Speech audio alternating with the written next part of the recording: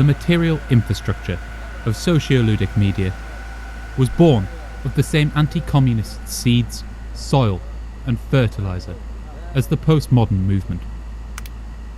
The internet serves as a clear example, with the earliest networked computer communications emerging both in context of the anti-communist wave which followed the world wars and within the US military. Beginning in the late 1950s, the US Air Force's SAGE system networked together large computers and satellites to coordinate responses to the Soviet Union. Computers were first set marching.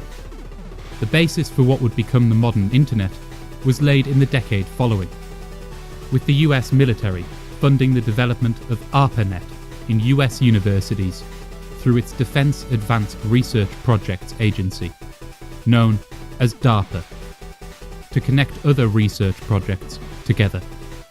This produced host-to-host networking, essentially decentralized networks, by 1968. They were both hard to stop functioning and easy to roll out.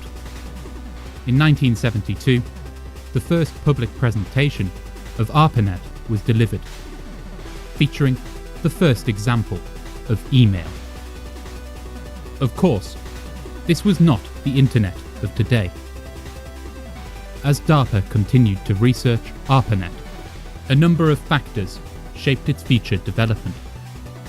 As ARPANET continued to grow in scale and add new networks, the management of hosting grew more complex, leading to the development of large-scale infrastructure over the 70s and 80s, including domain names and transatlantic connections. At the same time, computer development sped up inordinately, producing home computers by the 1980s.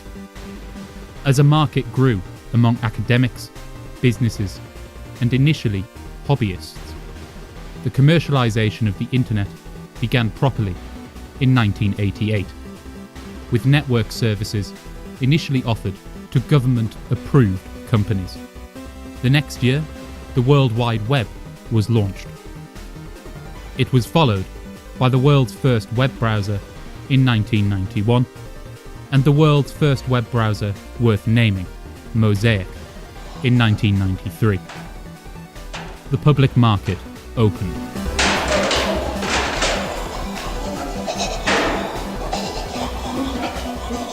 This scant history of infrastructure points to some fundamental characteristics of the internet's development in relation to that of socioludic media.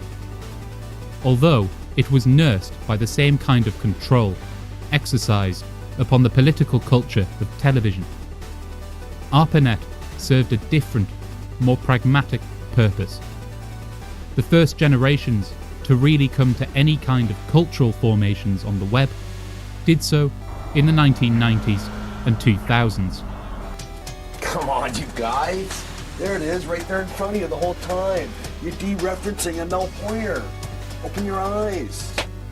Equally, they did so at a slower pace of broader cultural adoption than the television, with computer ownership in US households only reaching over 80% in 2012, a full 3 decades after the computer market really opened to the public.